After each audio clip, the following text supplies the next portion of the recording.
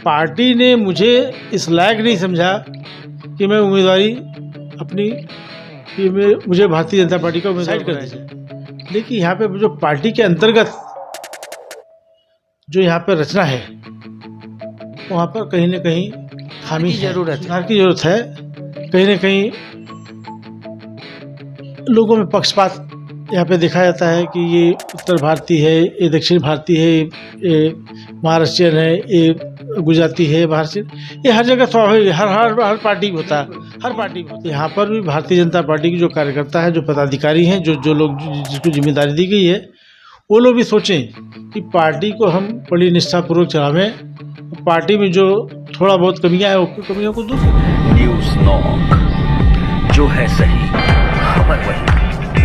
गोपाल सिंह और आप देख रहे हैं न्यूज़ नॉक। चुनावी महासमर शुरू हो चुकी है और वसई विरार शहर की सबसे हॉट सीट माने जाने वाली नाला सोपारा विधानसभा सीट ये इतनी हॉट है कि इनके बारे में जब लोकसभा की भी चुनाव हो तो सबसे पहले नाला सोपारा की चर्चा हो ही जाती है, क्योंकि ये उत्तर भारतीय बहुल क्षेत्र है। और यहाँ मेरे साथ में जयप्रकाश जी जो महामंत्री है वसई विरार भाजपा जिला के, उनसे बातचीत करेंगे। तो बने रहिए मेरे साथ और देखते रहिए न्यूज़ नॉक। सर नमस्कार।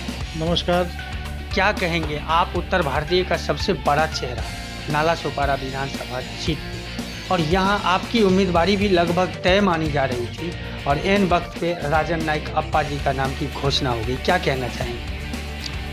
देखिए, ऐसा है कि सबसे पहले तो राजन नाइक जी को शुभकामना मैं देता हूँ कि उनको भारतीय जनता पार्टी की तरफ से टिकट दिया गया है, और भारतीय जनता पार्टी का कार्यकर्ता होने के नाते और एक जिम्मेदार पदाधिकारी होने के नाते मेरा दायित्व बनता है कि पार्टी के आदेशों का पालन करूं। तो मेरी पार्टी ने जैसा आदेश दिया, जो निर्णय लिया हमारे वरिष्ठों ने, ये कहीं ना कहीं योग्य, मुझे ऐसा लगता है कि उन्होंने हमारी योग्यता को देखते हुए एक निर्णय लिया है। और कहीं ना कहीं मुझे भारतीय जनता पार्टी जो विनिंग उम्मीदवार होता है, जो जीतने वाला उम्मीदवार होता है, उसको भारतीय जनता पार्टी टिकट देती है। यह हर पार्टी में यही होता है। बिल्कुल बिल्कुल। लेकिन इससे क्या उत्तर भारतीय के जो मतदाता हैं और ख़ास करके नाला सोपारा विरार हो, पूर्व की पूरी ईस्ट पट्टी तो यहाँ तो भरी पड़ी है, तो क्या उनमें नाराज़गी है? आप उत्तर भारतीय लोगों के साथ काम करते हैं इसलिए ये सवाल कर रहा हूँ। नहीं, देखिए, ऐसा है कि जो उत्तर भारतीय मतदाता है यहाँ का, वसई विरार जिले का, यहाँ बहुसंख्यक है, बिल्कुल भारी संख्या में लोग रहते हैं। और उत्तर भारतीय मतदाता जो है ये चाहता है कि हमारे बीच का कोई उम्मीदवार आवे, हमारे बीच में कोई उम्मीदवार हो जो कि हमारे दुख सुख को सुने, जहाँ हम आसानी से अपनी बात कह सकें। लेकिन अब यहाँ पर पार्टी ने अगर उम्मीदवारी किसी अन्य व्यक्ति को दिया है तो भारतीय जनता पार्टी के हम लोग तो कार्यकर्ता हैं, लेकिन मतदाता ऐसा नहीं है। मतदाता के मन में तकलीफ तो होती है। नहीं, मतदाता भी सोच समझ के करता है। कभी कभी पार्टी नहीं देखता है, उम्मीदवार देखता है, ये भी फर्क है। क्योंकि उत्तर भारतीय पिछले दिनों नवीन दुबे का नाम चर्चा में, उन्होंने खुद टाल ठोकी थी, आपका नाम चर्चा में रहा ही, लेकिन एकाएक नायक जी जो पिछला चुनाव हारे थे, इस बार भी उनके ही नाम पे मुहर लगी। मैं ये आपसे जानने की कोशिश करता हूँ, क्या उत्तर भारतीय मतदाताओं पर इसका कुछ प्रभाव पड़ेगा? मेरे ख्याल से इसका प्रभाव तो नहीं पड़ना चाहिए, क्योंकि हम भारतीय जनता पार्टी के जो कार्यकर्ता है, अपने मतदाताओं को हम अपनी तरफ मोड़ने का प्रयास पूरा करेंगे। लेकिन हाँ, एक बात का ज़रूर मैं जिक्र करना चाहूँगा आपके साथ कि यहाँ पर जिस प्रकार से मतदाता अपने मत का प्रयोग करता है चुनाव के अंदर, तो जैसे उत्तर प्रदेश में आपने देखा होगा जो चुनाव हुआ है, बिल्कुल, तो वहाँ पे आपने देखा कि मत का रुझान किस तरह रहा है। अन्य जगहों पे कैसा है, तो कहीं ना कहीं जब मतदाता अपने उम्मीद के ऊपर खड़ा नहीं, उसको अगर उम्मीदवार नहीं मिलता है जिसकी जिसकी उम्मीद होती है उसको। मतलब साफ कहना है आपका, ये एक समझने वाली बात है कि जिस तरह से उत्तर प्रदेश में हुई मतदाता की नाराजगी मालूम पड़ी, क्या वही कहानी यहाँ भी दोहराई जाएगी? अभी तो मैं नहीं कह सकता, लेकिन संभावना कुछ भी हो सकती है। राजनीति है, राजनीति में तो कुछ भी कहा, मतदाताओं का मत है, अपना मत कहाँ डालेंगे मुझे पता नहीं, लेकिन हमारा प्रयास होगा, मैं भारतीय जनता पार्टी का कार्यकर्ता होने के नाते हमारा प्रयास होगा कि हम मतदाताओं को अपनी तरफ को लेके आवें और भारतीय जनता पार्टी की झोली में ज़्यादा से ज़्यादा मतदान करावें।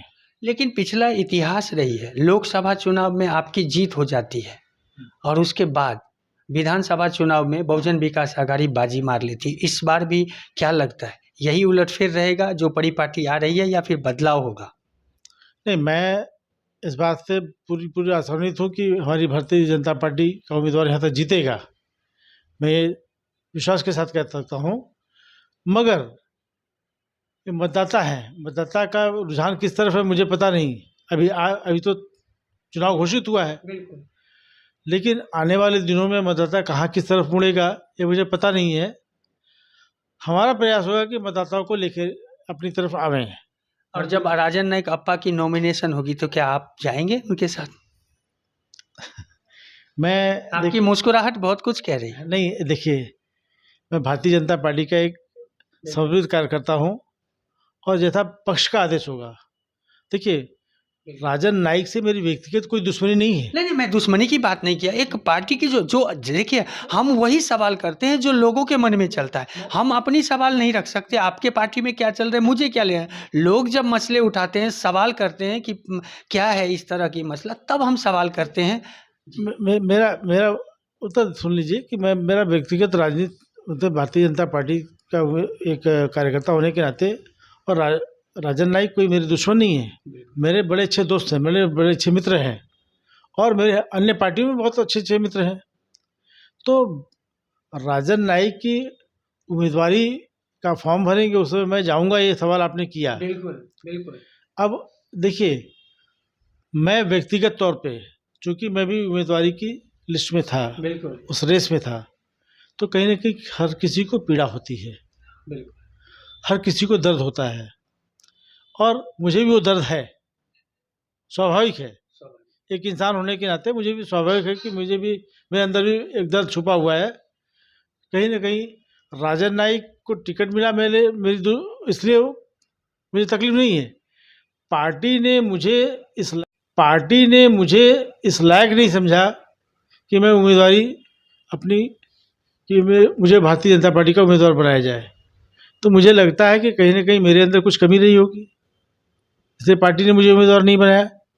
हाँ, भारतीय जनता पार्टी को ये बात मुझे कहने में कोई गुरेज नहीं है कि हाँ, जो भारतीय जनता पार्टी का जो काम है बहुत स्ट्रांग है, कार्यकर्ता बड़े स्ट्रांग हैं, यहाँ पे किसी प्रकार की कोई तकलीफ नहीं है। सिर्फ यहाँ पर जो स्थानिक, मैं जो हमारे वरिष्ठ हैं उनकी बात नहीं कर रहा हूँ, बिल्कुल। लेकिन स्थानिक स्तर पे जो चुनाव को छोड़ दीजिए, साइड कर दीजिए, लेकिन यहाँ पे जो पार्टी के अंतर्गत जो यहाँ पे रचना है, वहाँ पर कहीं ना कहीं खामी है।